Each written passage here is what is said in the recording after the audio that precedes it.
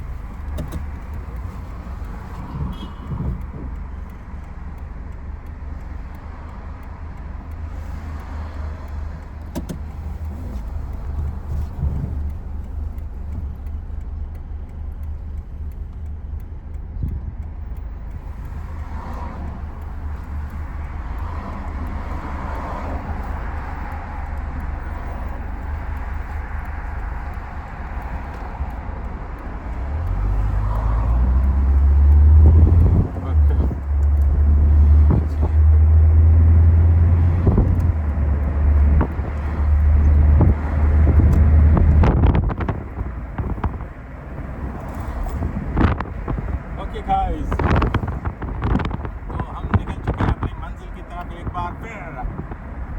आज फिर पहाड़ों की तरफ अगर मैं देख रहा हूँ तो वहाँ पे कोई ख़ास विजिबिलिटी नहीं है।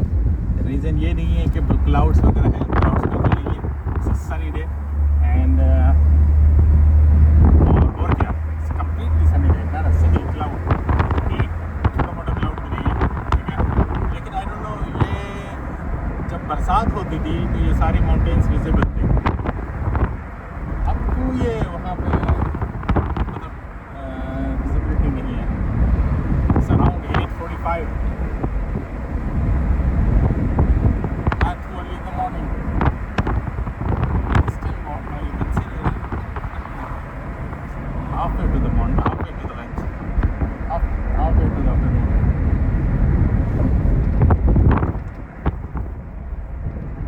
Okay. अगर हम मेरी बात सुन रहे हैं तो मुझे ये बताएं कि मैं बादलों की तरफ मैं यहाँ से देखता था तो during the season of during the time of rain terrestrial weather, the mountains were a little bit not almost 100% clear and visible, but there is right now there is no rain, no anything, these mountains are not properly visible. तो मुझे बताएं अगर आपका किसी तरीके से weather से या इस तरह की चीज़ों से कभी वास्ता पड़ा है और आपको पता है।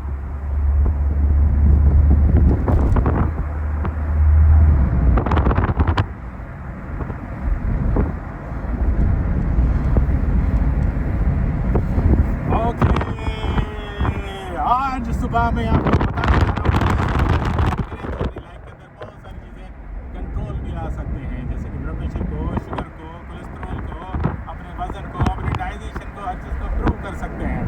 तो कुछ चीज़ें जैसे अमेरिकन डायबिटीज़ एसोसिएशन कहता है कि आपको रोज़ाना 30 से 45 मिनट की एक्सरसाइज करनी चाहिए।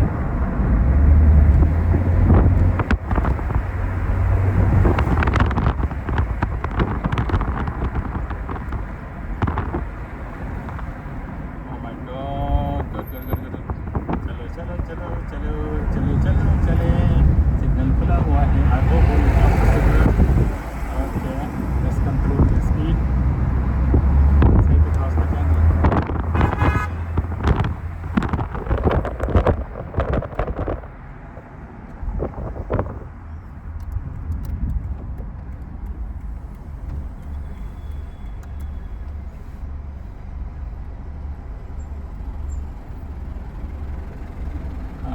The thing was that I was, जब इस सिग्नल पे पहुंचा तो मैं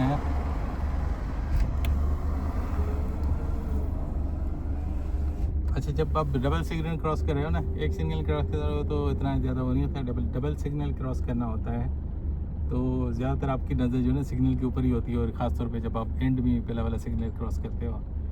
तो इस दौरान आप ख्याल करें कि सामने वाली जब आप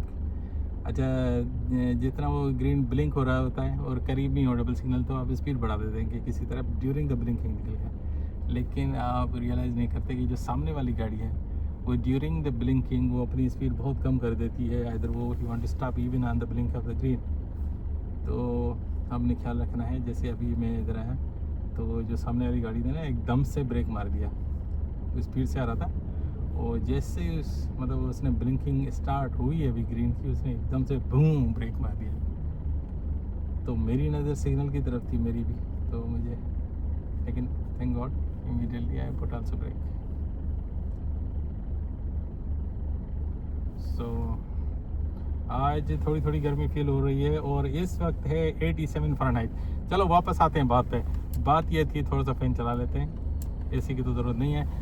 बात ये थी कि अगर आपको डायबिटीज़ है या नहीं है, आपको रोज़ाना 30 से 45 मिनट की एक्सरसाइज करनी चाहिए।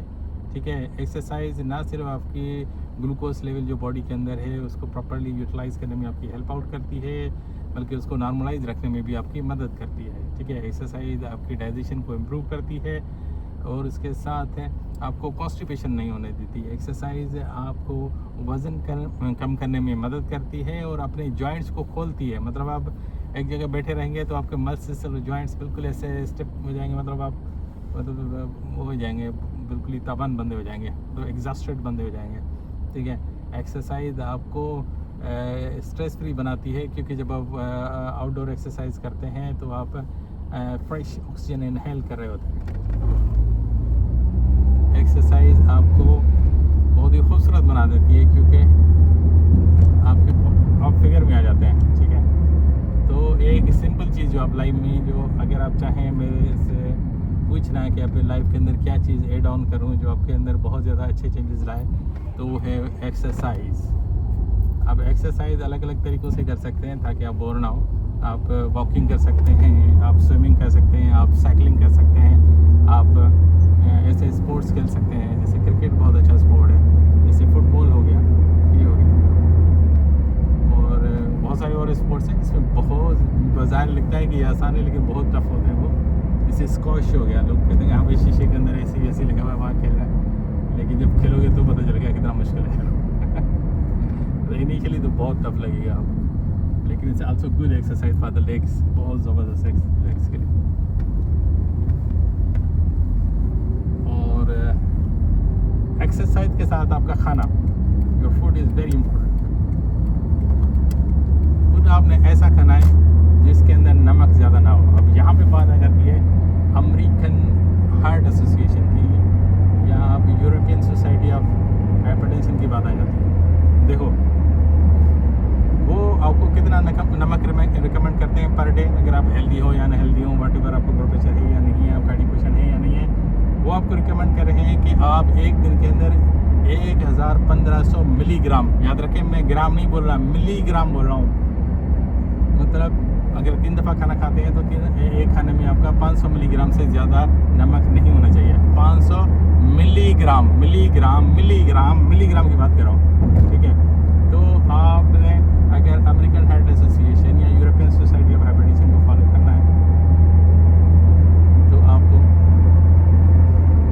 ये करना पड़ेगा। ठीक है, ये आपके लिए रिकमेंडेड है। ठीक है, और ये रिकमेंडेशंस क्या होती है? रिकमेंडेशंस कोई एक दो बंदा बैठ के नहीं बना देता, या कोई या किसी से कोई जोरी लिखवा नहीं लेता। रिकमेंडेशंस बनती हैं जब हज़ारों लाखों डॉक्टर्स अपनी रिसर्च को पुट टुगेदर करते हैं, तब जाके आपका पेपर बनते हैं, रिसर्च पेपर जो आपको रिकमेंडेशंस देता है। जैसे GNC7 जॉइंट नेशनल कमेटी,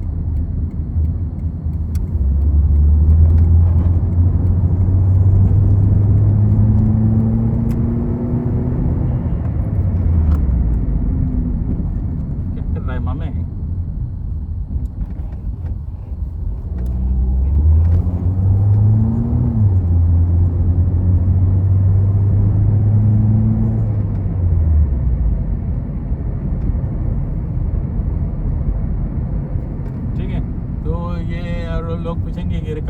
कौन देता है या ये पेपर्स कौन बनाता है, ये कैसे होता है, ये सारा सिस्टम एक परफेक्टली डिज़ाइंड स्ट्रक्चर है जो डॉक्टर्स बैठ के अपना रिकमेंडेशंस डालते हैं उसमें। Highly professional, highly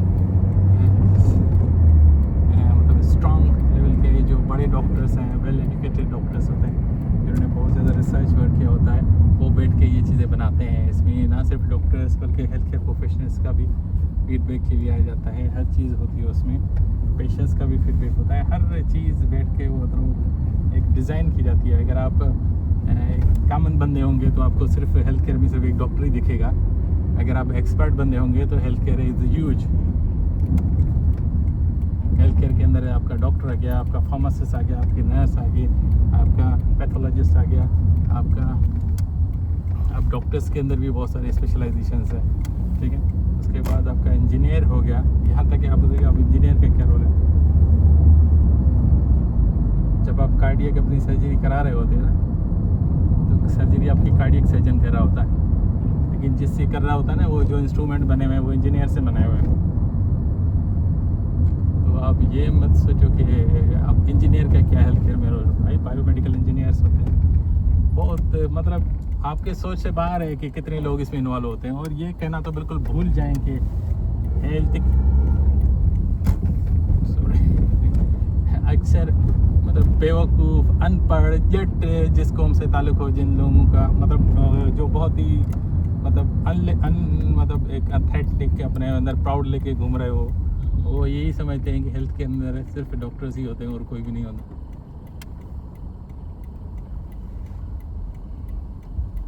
it's huge field, इसके अंदर बहुत ज़्यादा प्रोफेशनल्स होते हैं और वो बहुत ज़्यादा अच्छा काम करते हैं, तब जाके आप सेहतमंद बनते हैं।